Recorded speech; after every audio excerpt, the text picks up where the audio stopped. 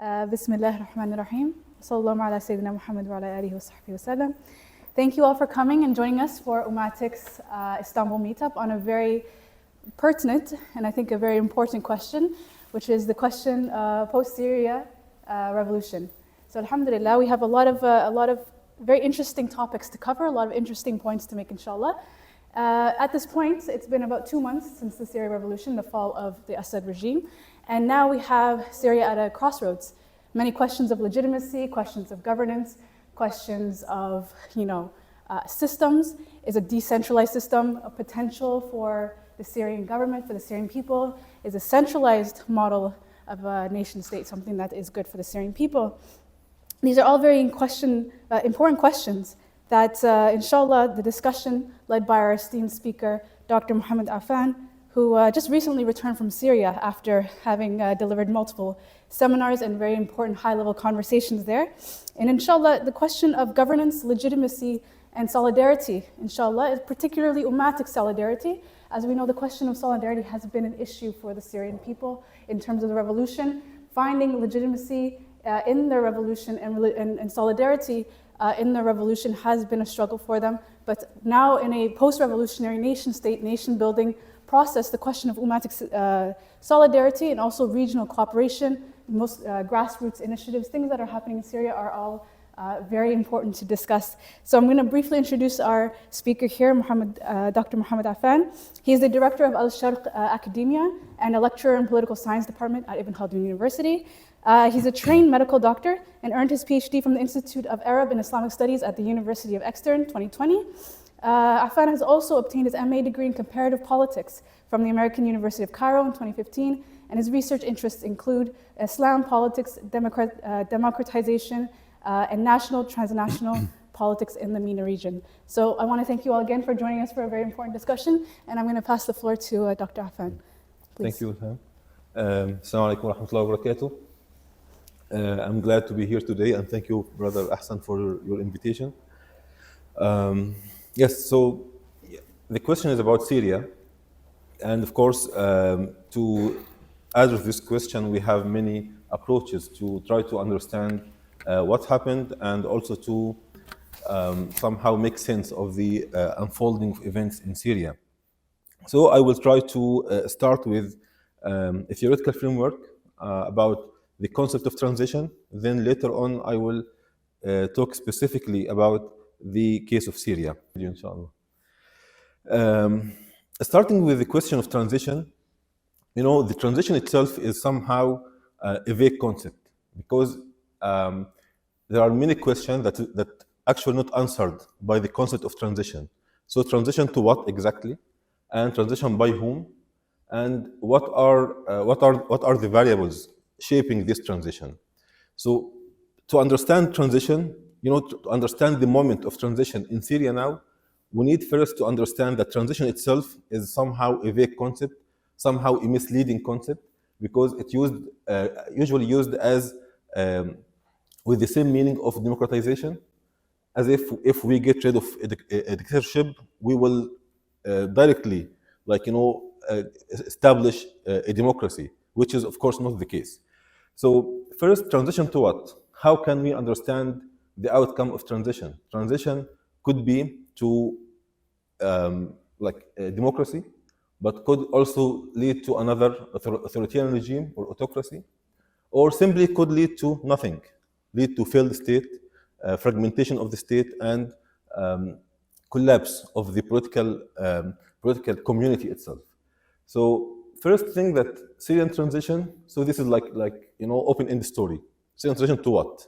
No one actually is quite assured about the direction of transition. Then the second question about transition is transition by whom? Because it really matters who initiated the transition, who stimulated this cascade of changes till the transition. So it could be this transition or regime change could start by the regime itself, trying to do some sort of controlled transformation of the regime, or of course could be by civil society uprisings, by social movements and revolutionary youth trying to change the regime, could be by the armed rebellions, like the armed forces, or of course could be by military coup, by intervention from the military institution trying to change the regime. And so transition to what? This is not clear. Transition by whom? Also, as we will discuss now in Syria, it's not clear because somehow what happened is mixture between civil society uprisings and revolts slash armed rebellion against the regime. So also who, there is some sort of contestation about the legitimacy, revolutionary legitimacy. Who really owned this revolution and who has the credit to be part of the new regime. So transition to what is not clear. Transition by whom also somehow is not clear. But then whatever the transitional administration, if civil society uprisings or by the part of the previous regime, here the question that it's not about who is ruling now. Like the interim government in Syria now, or Ahmad al-Shara himself, are they free-handedly can build the new regime? Here transition, although the structures somehow are affected by the process of a change, but still there is some sort of confinement, structural confinement. They are not dealing with the Syrian society without confinements. There is structural factors at different levels, by the way, not only the structural factors related to state bureaucracy or the nature of previous regime. There is some challenges there, and they have to deal with it. They have to deal with these confinements, starting with some macro structural levels at the level of the state. And in literature, we can find different variables that should be really taken into consideration while we are talking about the case of Syria, like the level of stateness itself. The level of stateness in academia means to what extent this community has a well-established national identity. Because Syria was at the heart of Sykes-Picot agreement. So defining Syria, or Syria was redefined based on the colonial power agreements after the First World War. So people in Syria, they have many questions about exactly what does Syria mean. Sometimes we have this pan-Arabism or even pan-Islamism ideologies contesting this the current borders of the state. So we have this kind of as I said, national identity somehow is not clear, and there is many contestation regarding what does it mean. And that's why actually, if we remember the armed Islamic movements or ISIS, they challenged this idea that we don't really recognize the borders. We need to establish something more inclusive. We don't respect this Sykes-Picot borders. We need to establish more authentic state. So as we will discuss later, the level of stateness is important. Also, the nature of the pre-transition regime. The nature of pre-transition regime, somehow, to what extent the previous regime or the pre-transition regime allowed for some sort of hierarchy in the society. To what extent Syrian society is structured in terms of political parties or civil society organizations or trade unions or professional unions. Here, there is very weak organizations in Syria. And now, as we'll discuss, inshallah, later, the discussion now in Syria regarding the upcoming national conference. How should the delegates chosen in this conference? Because there is no parties in Syria. And also, at the same time, all civil society organizations were under tight control of the regime. Trade unions and professional unions were infiltrated and controlled by security apparatus. So how can we make some sort of representation, societal representation? The basic function of any political system, the idea of interest, aggregation, and articulation. How can we do that in Syria? So the pre-transition regime and this nature of the Assad regime with its autocratic tendency, it really affects the process of transition in different ways. Then we have, as I said, we have another structural level, the level of civil society, the level of how society is represented in different ways, either political parties, trade unions, as I mentioned, and here, as I said, the degree of maturity and autonomy of civil society organizations. The third level is the micro actor-centric or agent-related variables, variables related to the political elites. And we here have political elites for decades were co-opted, were repressed, and they didn't find the space to organize themselves, even to gain legitimacy. So now we have a political crisis in Syria that there is no really political stratum. There is no kind of political elites who are entrusted by people, so they can really use their it's called the moral authority, the moral legitimacy, because we were against the regime, we represent the people, so we can be accepted as elites and to be represented, to represent people. So the level of elites legitimacy, elites unity, elites capacity, all these factors are not really well established at the level of the political elites in Syria. So, as I mentioned, transition is very contested term because it's not clear the direction of transition or actually who own this transition, and there are different variables at different levels, at the level macro-structural level of the state, the level of society in terms of civil society organizations and political parties, and even at the level of the agents, the elites, political elites or societal elites in Syria. All these variables shaping the process of transition. So applying all these factors, applying all these challenges to the particular case of Syria, we can see that transition in Syria is complicated because of four different variables. The first variable actually is that the Syrian state or transitional administration now is inheriting all the illnesses of the Arab state in different ways. We have legitimacy crisis. As I said, the legitimacy of the state, there is a concept called the fierce state. This concept, there was a debate in 1990s about the Arab state, whether Arab state is strong or weak. So what do you think?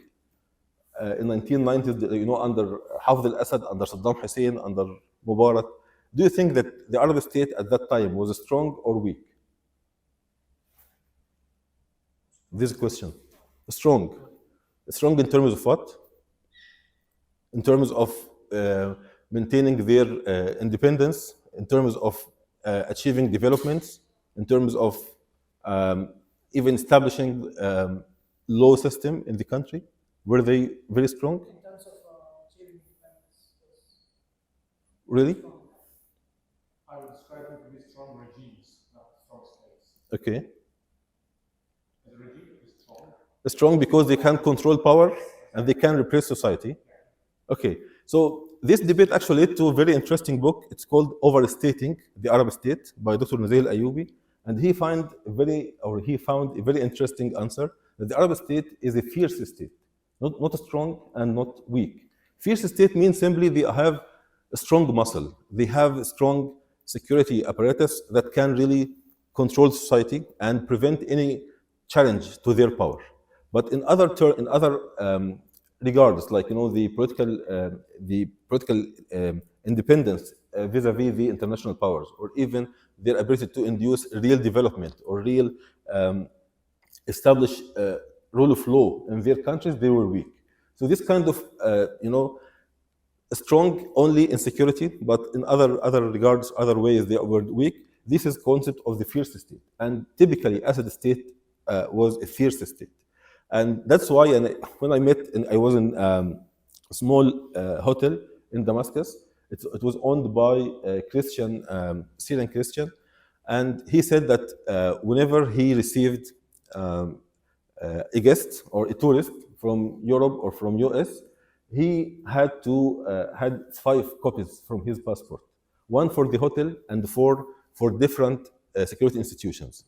So just because, and he said that all the time, the lobby of the hotel, that some agents were there just to follow up the how these tourists are behaving in the hotel.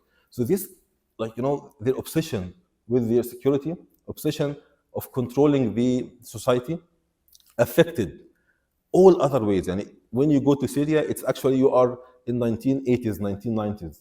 With the level of infrastructure, the level of the streets, even the services, the communication, facilities. It's like, at least 2-3 decades backwardness, and you can see that you traveled over time, not just over borders. So this kind of legitimacy. Now the state, an Arab state after independence, we had a promise, okay, that we will provide you with social services. We will maintain our independence. And on the other part of the equation, that don't ask us about the liberty in liberal term, political liberties, I mean, in liberal term. So don't ask about the free fair elections or the right to make political parties. But after a while, after 1 or 2 decades, the same authoritarianism maintained without any achievement, without any justification. Autocratic regimes always justify their rule by achievements. We achieved this kind of economic development, or we achieved the freedom for the nation as a whole, not as as individuals. But in 1990s, early millennium, the level of legitimacy of the Arab state was really was questionable. The fact that a guy in Tunisia decided to set fire on himself just to object malpractice by police forces that led to revolutions in more than 10 countries. This means that the whole system was really in morbid situation. It was not really healthy. It was not vivid. It was there was legitimacy crisis of the whole system. So the level of stateness in Syria, we have state with legitimacy crisis in terms of course, representation in legitimacy in legal term, like free fair elections and legal legitimacy, or even the achievement legitimacy. Secondly, that we have this mosaic of different sects. We have Sunnis, we have Druze, we have Alawites, and also we have Kurds. This kind of sub-state identities, they are really competing within the state, and some of them have this kind of ambition to be independent, or at least to have some sort of local governance. So in the first variable, the variable of stateness, in Syria now they are struggling to define who are Syrians. And I remember in one of the lectures, I asked them this question simply because how to define a people in certain nation state is something it seems clear because it's nation state, so it's based on nationhood. But actually, no, we can find many countries, many nation states with multiple nationalities, with even multiple religions, with multiple ethnicities. So how can we define Syrian people? So now we have almost 1/4 or 1/3 of Syrian people are in exile or in diaspora. How can we imagine Syrian people now? So this question, the definition of the nation state or nationhood, now in Syria, is something very, very contested. And as I said, the concept of first state. Interestingly, also, there's another concept called state as organized crime. Like mafia, state as mafia. And this also concept was perfectly applied to the case of Syria under Assad regime. Because without legitimacy, without rule of law, without justice, then you have some people, with their patron, with money, and they are depending on smuggling drugs, Captagon, and that's how they secure their money. And then they are just using the power and money just to control the society and even to blackmail other countries. So this is typical behavior of mafia, not really a nation state or regime. So this is the case. This is at macro level, at the state level. This is the inheritance of the Assad regime. Now we have state with problem of legitimacy. We have a state bureaucracy that is really corrupt and inefficient, and also we have even political society after 5-6 decades of autocracy and authoritarianism, they start to question their identity, and they start to put their maybe sub-state identity as a priority. So we define ourselves as Alawites or as Christians or as Kurds, not as Syrians. And why should we be in one country? We can join another country. So this, like, the backlash of long-lasting authoritarianism really affecting situation now in Syria. So this is number one. Number one in legitimacy or the transition dilemma of Syrian state. The second dilemma actually is, as I said, contested revolutionary legitimacy. In Syria now, you can see two different types of revolutionaries. We have 2011 revolutionaries, those who went into street and who chanted against the regime and who opted like this kind of strategy, civil society uprisings or revolts against the regime. Then we have the armed forces, those who took arms and fought against the regime for almost a decade. And till now, you can see that they are not the same. They are not similar. Of course, both of them have the same goal, the same idea. We need to change the regime. We need to have a more just system. But who, as we mentioned in the beginning, transition by whom? Who has the credit in this transition? So, the first generation of revolutionaries of 2011, they still waiting their time. They said, okay, we know that now it's ended by this military took over by armed revolutionaries, but also we were part of that. We were part of this regime. We were part of this change. So we are waiting to be included in the system. Alaikum salam.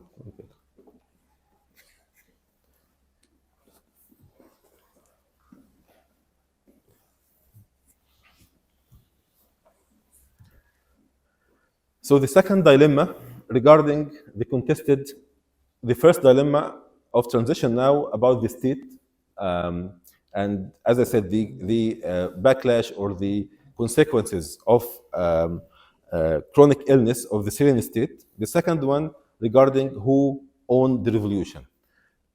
As I said, we have two different groups in Syria now, the armed groups and the civil society activists who used to be to demonstrate against the regime. And as I said, there's challenge now, how can we unite both groups?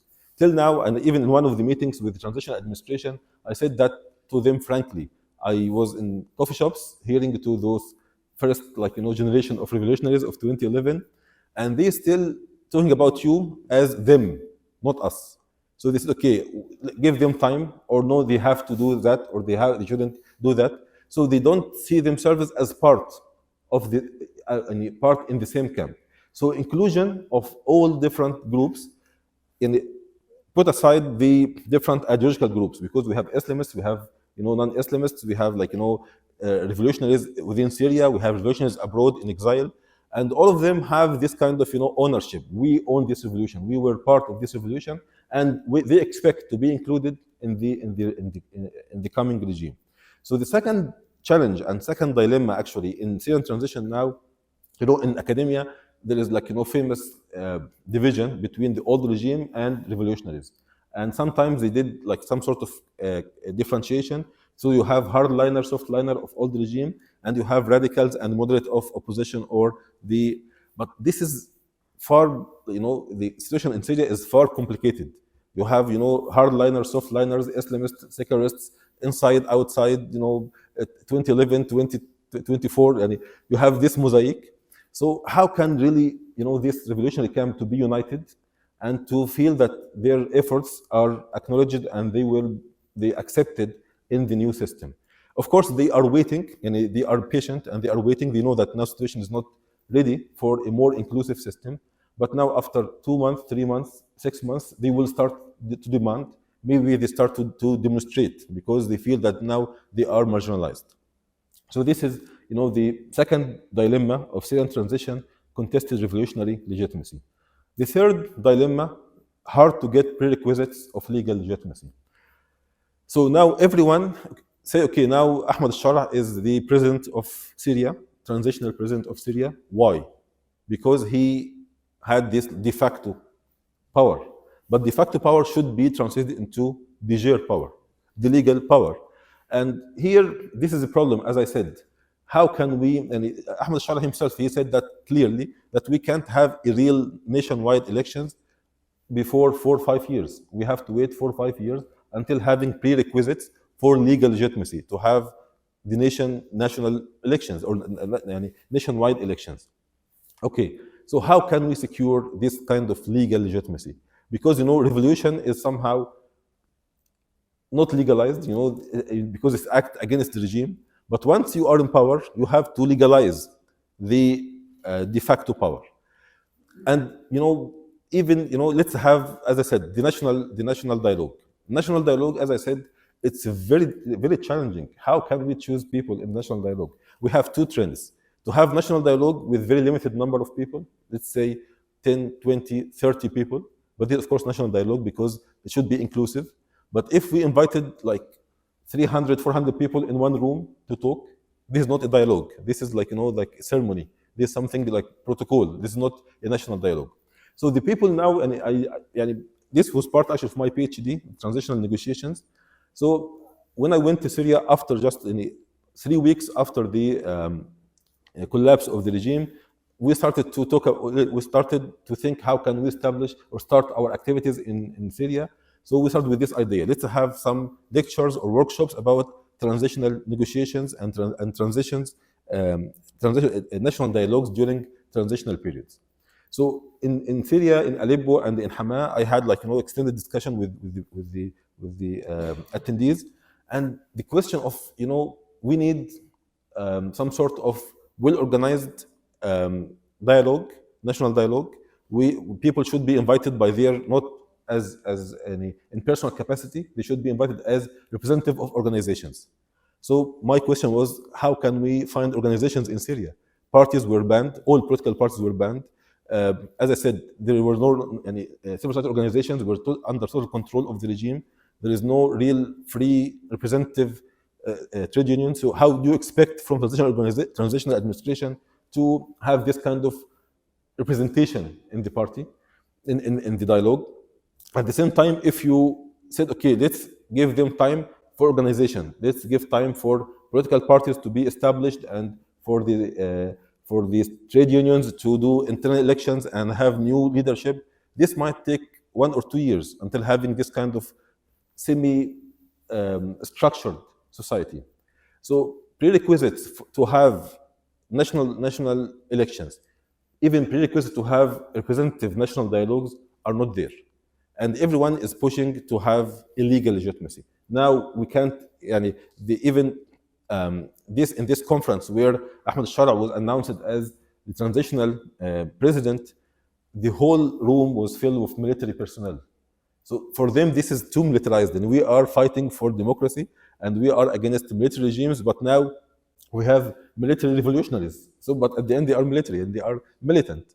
So the third dilemma: how can we secure an accepted legal legitimacy? How can we grant legal legitimacy to this kind of de facto power? And not only demands coming from inside Syria, demands from international community. The European Union, and as we mentioned now, they are pushing for having this kind of legalized, legitimacy. You need to see that you are really chosen by people. And here the fourth dilemma, which is, blackmailing by international community.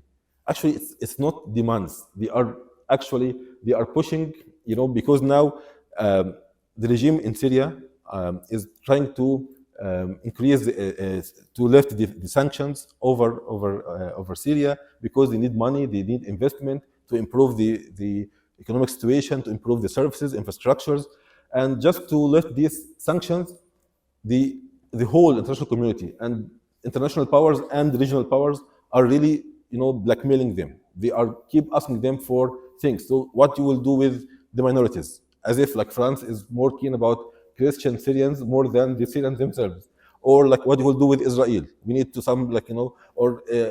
you need to change your ideology. You need to you need to include more people in your government. So this is not a fair demands. Somehow this is blackmailing, And every time, with every statement from one of the responsibles from European Union or from US, you see that they are just keep asking from, and they didn't do that, for example, with Assad. Yeah, Assad himself, he was about to be accepted and to be normalized after more than 13 years of atrocities and mass killing, and no one really was care about what you will do with the prisoners or what you will do with the Christians or whatever.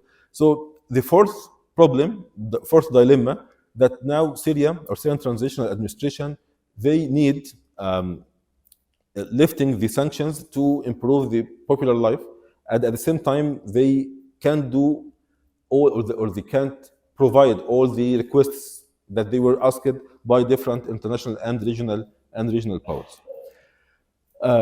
So a way forward, how should we proceed, or how the situation should be analyzed and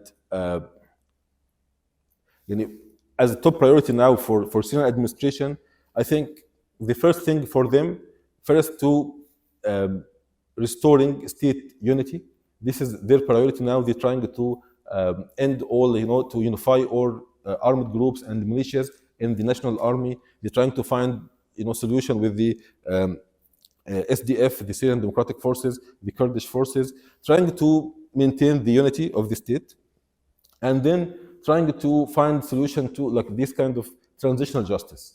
In our meetings with transitional administration in Aleppo or in Damascus, this was a question. Many people said, if we go for transitional justice, trying to find those who committed crimes against people, this will,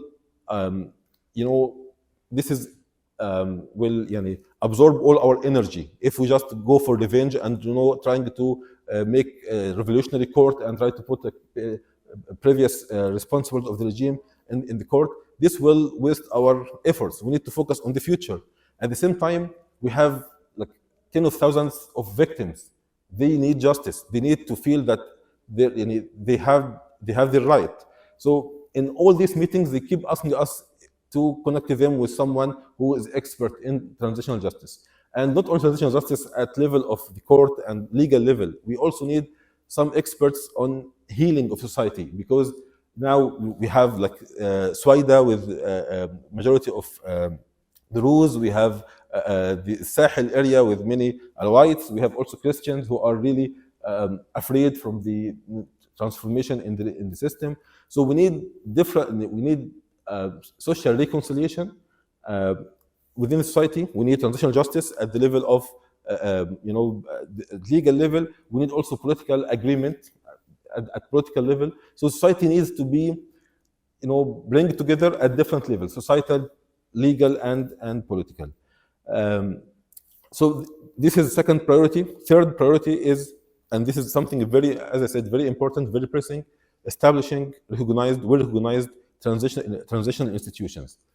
They need institutions, because as long as they are just behaving as de facto armed groups, هيئة العمليات, everyone is saying there هيئة العمليات, the Bureau of Operations, or this is not a term for institution. This is the term of military group who took over the country, but they need to establish institutions. So this is one of their priorities, and also to deal with all these regional and international animosities, because all the countries, and even if you see that the two most active member in the administration was Ahmed al-Shar'a and the foreign minister, because they keep trying to reach out to everyone to assure everyone that we will not really harm your interest in the region. Even they met with Russians, they met with Emiratis, Saudis, like, because at the end they need to be recognized, and also they need to start to have any new start with different regional and international actors. So navigating their regional animosities is also something very, very pressing. The number 5, achievement legitimacy. People has to feel that there is improvement in their life.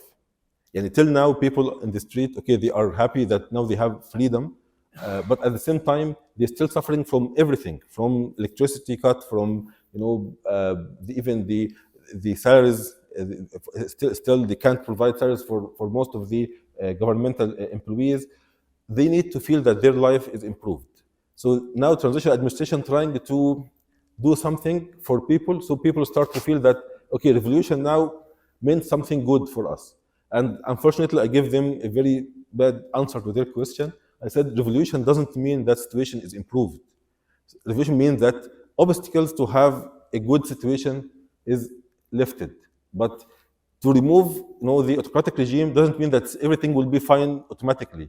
This means that the obstacle to have, fair political life or good economy was lifted, and now it's the second step should be your effort, your positive effort to establish a fair political system and to have a political economic development. So now the fifth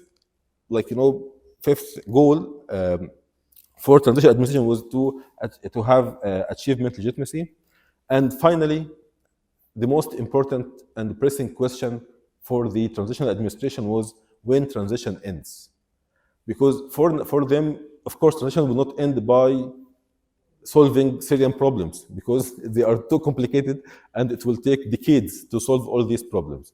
So now they don't know exactly, and this term or the mandate that they mentioned, that after 4 or 5 years we will have established system. I think this is too ambitious. At the end, they need to clearly define the function of transitional administration, and then by specifying, they have to prepare a checklist. By doing all this, or after finishing all these tasks, now our role as transitional administration is done, and now we are moving from exceptional status into ordinary status. So a way forward, as I said, maintaining state or restoring state unity is a priority. Healing societal wounds is a priority. Establishing transitional negotiations is a priority for them. Navigating their way among all these regional and international blackmailing is a priority. Achieving something for the people, gaining achievement legitimacy is a priority. And finally, to clearly define when exactly transition will come to its end.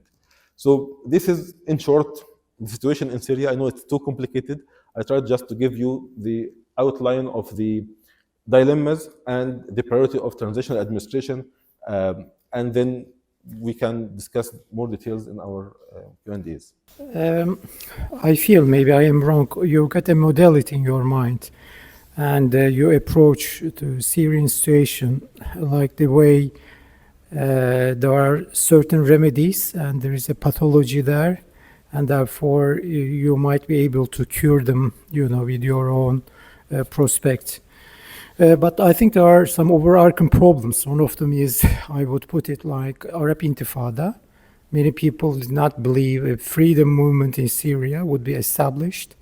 And in so many respects, actually, we can consider, I think this is part of your PhD thesis as well, Egypt and Tunisia would need to jump to the bandwagon probably soon.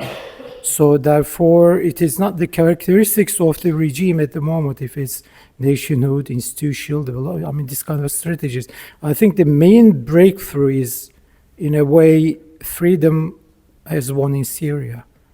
And if you approach with a secularist, mindset, or nation state, because you sometimes cited nation state and nationalism as a way, these are the ideal models, but they need all to be discussed from scratch.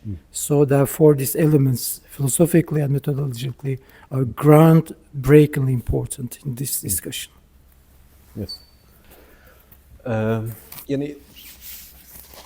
concern now is in Syria is not about really legitimacy and institutions in liberal democratic terms. They are trying to have a more inclusive system. Some people in Syria, they said, okay, we are fine with the current situation. If he will be a just autocrat, someone who will provide us with the security, development, and human rights without really, having this kind of inclusive system, we are fine with that. Some people, after 14 years of civil wars, they have this modest, demands. We need some security, some development, we need respect to our human dignity, and that's fine. But the point here that okay, we know that the situation, as I said, we don't have this kind of political institutions, political culture. We don't have, and this is not only model to work in Syria, but we need inclusive system. We need system.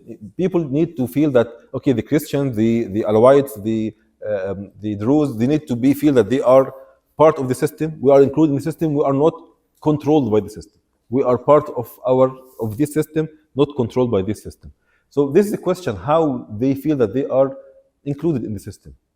Is it by these liberal democratic tools? This could be the answer, but this will take, as I said, maybe decade to have political parties and have political culture of political participation. So if this is not the case, how can they feel they are included by the system? This is a challenge now. Yes. So I want to ask, the fact that political issue in Syria is not real, is maybe same in other cases in other countries. So maybe if I could ask your opinion, as we are the watchers, what are the what are the things that we should hold into, that we know that evolution is going to be soon to be a good evolution rather than be a bad evolution? Sorry, I didn't get your question. Sorry. Okay. I see that the political evolution in Syria is maybe goes the same with other countries or other some cases. So, from your point of view, what's the point we could hold into? What we could hold into? What can make this revolution a good revolution? She's saying. Okay. Yeah. So we need searching for the revolution that can achieve. Perfect. Okay, so the theoretical answer: revolution succeeds when there is no need for any revolution for reform.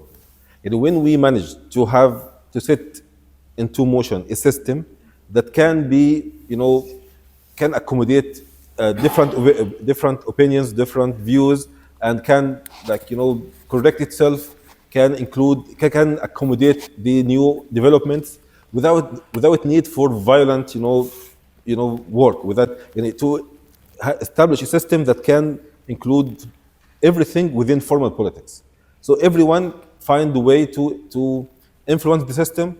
If there is anything wrong, we have peaceful ways and legal ways to correct this wrong. So this is the theoretical answer to revolution that end all revolutions, like the book said. We need revolution that put everything into system, and system will be able to is flexible, is inclusive, to accommodate different views and to accommodate any developments in the future. But this is too optimistic, and I know that. But what is really good, and of course there are some. I mentioned many challenges. I know in case of Syria, but also there are many good things in Syria. And in my opinion, that transition started after 14 years of war.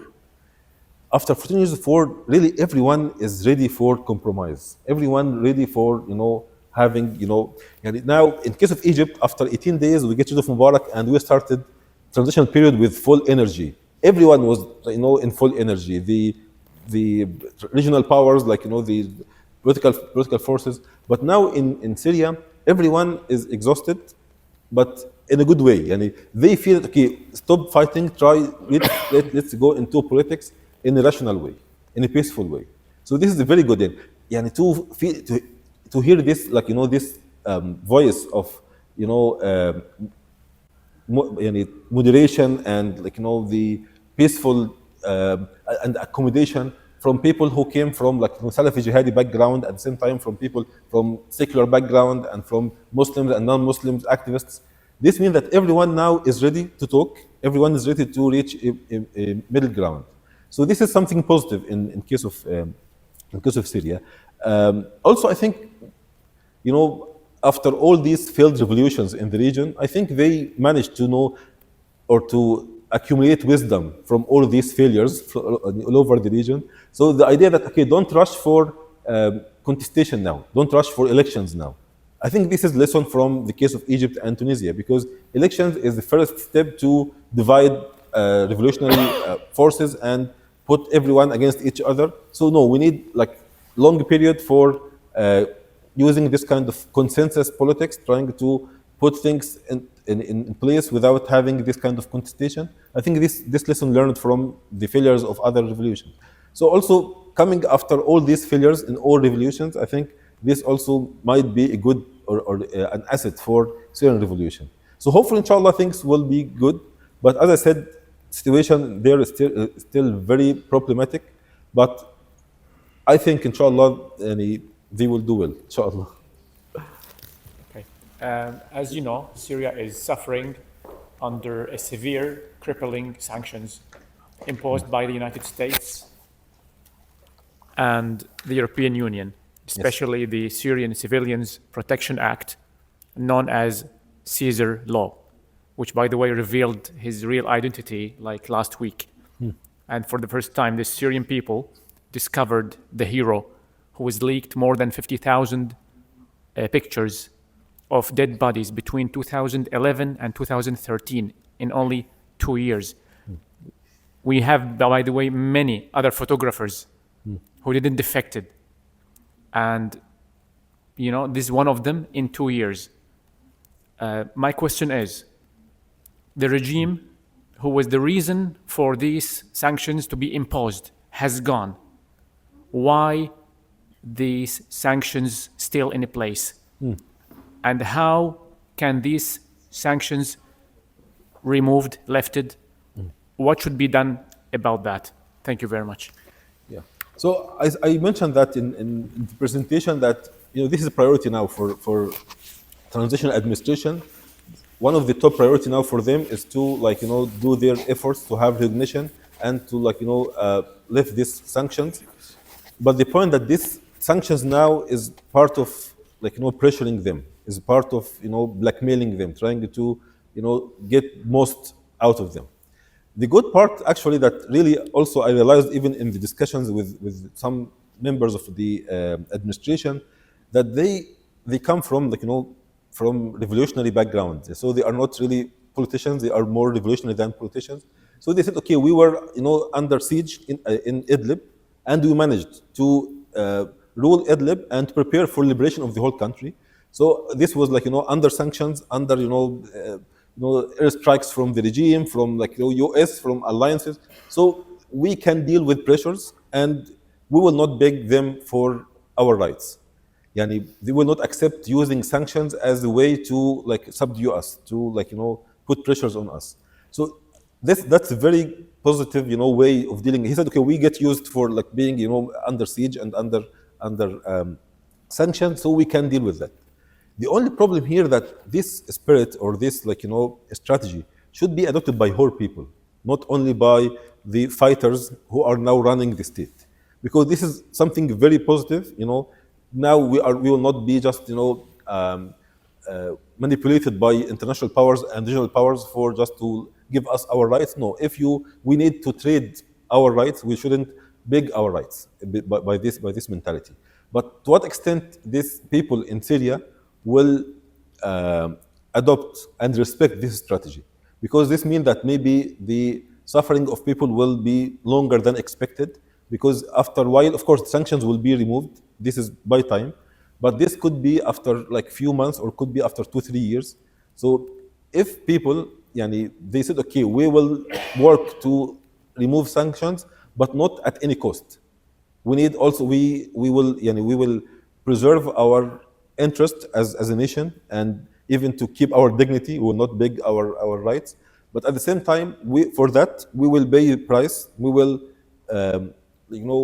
afford more pressures, and maybe duration of sanctions will increase until having our rights.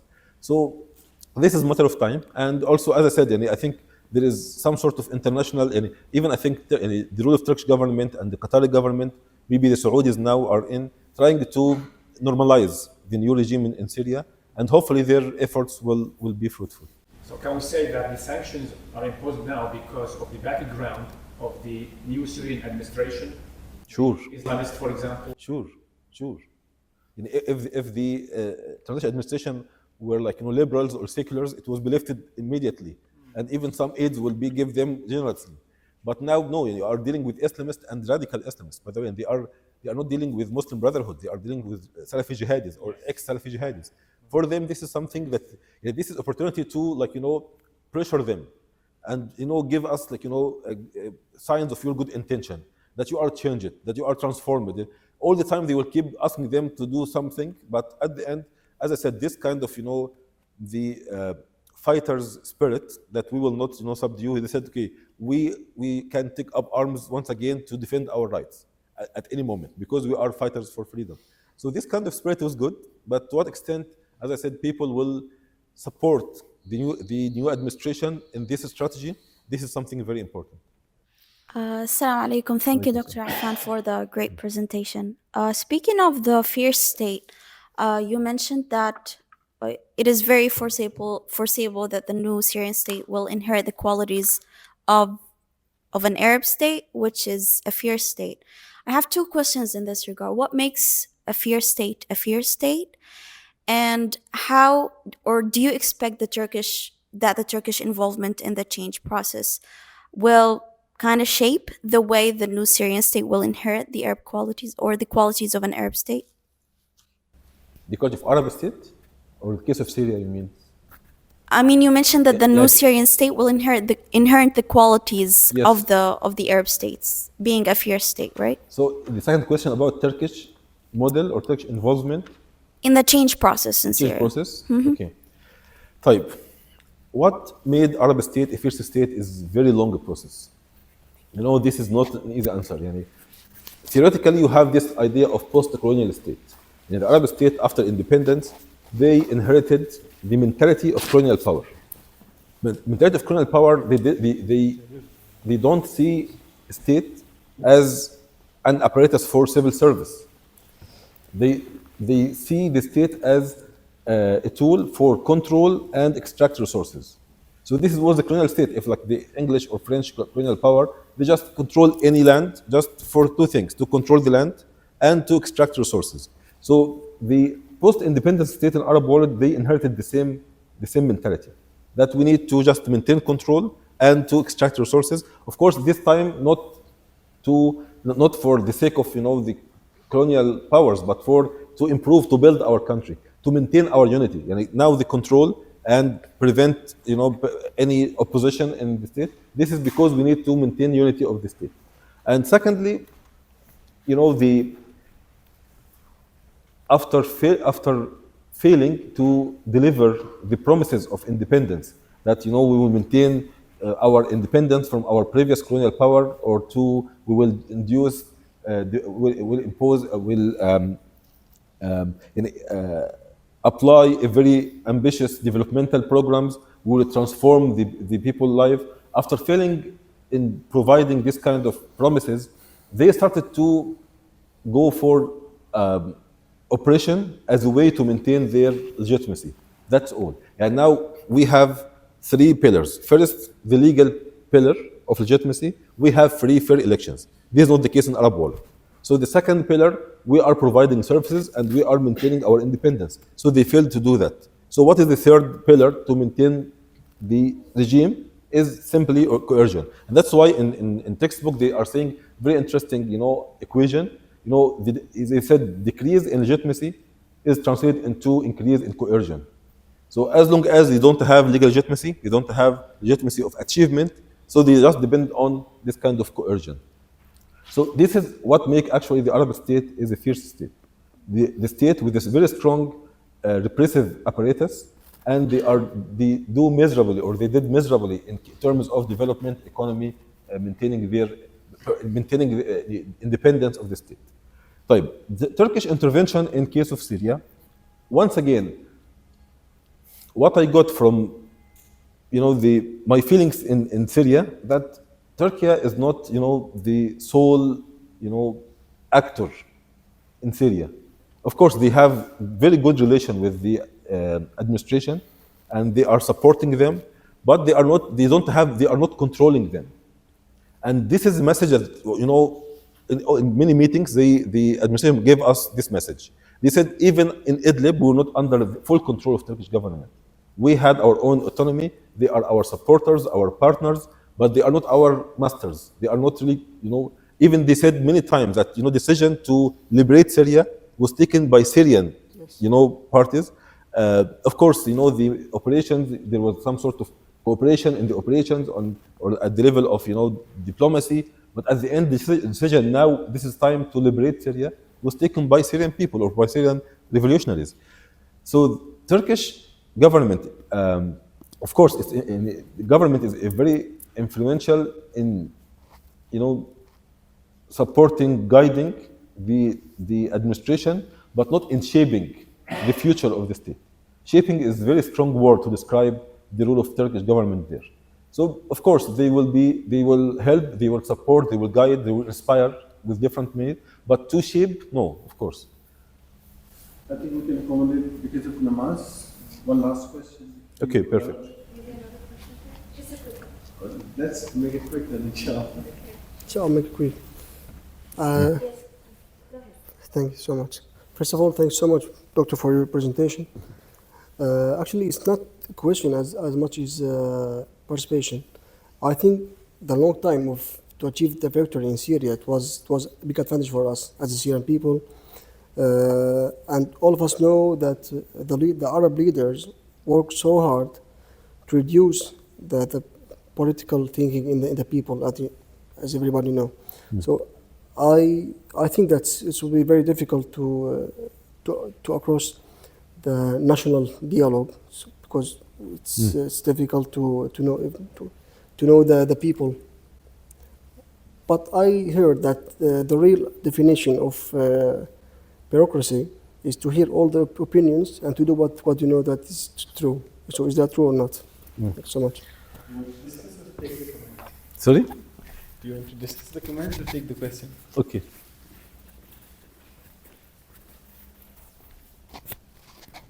My question very quickly is, do you think the Syrian revolution model could be applied to other nations in the region? Perfect question.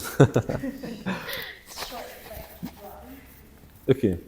So, of course, the simple answer that, cases can't be easily replicated in other places. But some lessons could be learned from the case of Syria. Yes. No, I don't know. Should I stop? Okay. So in short, there is many lessons that could be learned here. Like number one, authoritarianism, and the level of violence and atrocity can't protect any regime. And the Assad regime practiced the maximum of violence and oppression, and like the regime felt that by increasing the level of violence and suppression, we can succeed, but they failed. And this was the first lesson learned, the lesson, that was very powerful, that the Egyptian regime really was scared. Because this was the model in case of Egypt, that we increase the repression, we will have zero tolerance to any Islamist, we'll put them in jail for decades, and this is our strategy, like what happened in Syria. But now this is not the answer. So the first thing that, no regime is immune from change, whatever the violence is practiced.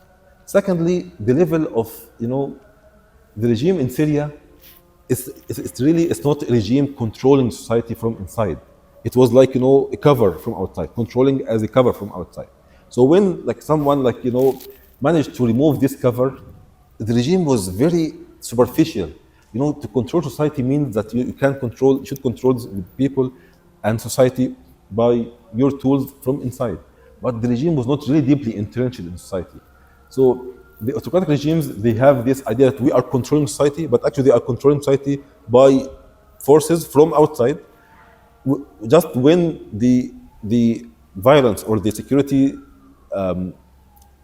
apparatus collapsed, nothing now is talking about the Ba'ath Party. No one is believing that there is a party called the Ba'ath Party in Syria.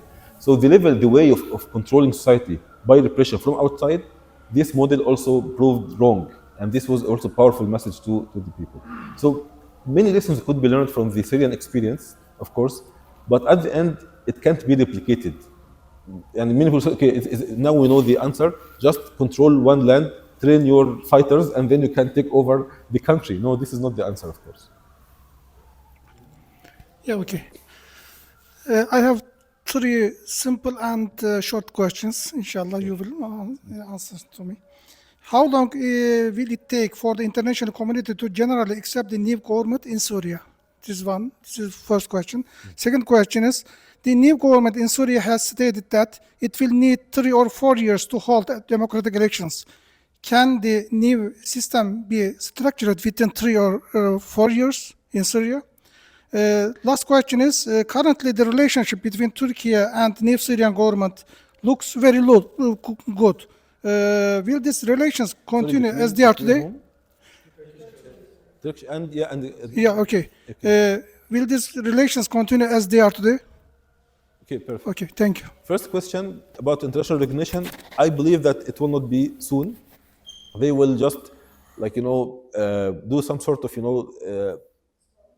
bit by bit, they will lift some sanctions, try to decrease pressure, but they will not fully accommodate the regime and normalize the regime in the near future, because at the end, as I said, there are many barriers between the regime and European unions, and they want to, you have the problem of Israel, you have the problem of minorities. Also, they are, once again, those guys were on terrorist lists and were wanted by US government, so they can't be easily accepted. So I think they will start with some sort of informal relations, decrease some sanctions partially, but full acceptance and recognition, I think it will take time. The second about elections, this is, I think, 4 or 5 years still not enough to have well-established institutions, or to have political parties, and even to build political culture for elections. That's why one of the important tasks for administration is to define exactly what are the what are the to-do list, what are the checklist for transition to end with. Because even for 4 or 5 years, in the case of Sudan, they said, okay, we have 4 years for transition. After 2 years, transition collapsed, and they fought against each other. The third question, I think the relationship between both of them is fine. Many people are trying to intervene between both simply. We have Syria is a very important country in the region, in the Middle East, and it's not easy to accept this kind of special Turkish-Syrian relationship in the current moment. So it's very expected that some international powers, and of course especially some regional powers, try to intervene and between both parties. I think the level of trust between both parties is still high. They have long relationship during their control of Idlib, and it was not always a rosy relationship between both of them. They said many times in our meetings, they said, we know that we clashed with each other many times. Even this is out of record. Even they had some political and intelligence and military clashes in many times during their control of Idlib, but they managed to have this respect between both of them, and that's why I think the foundation of relationship between transitional administration and Turkish government is strong, and hopefully, inshallah, it will be like that for a long time.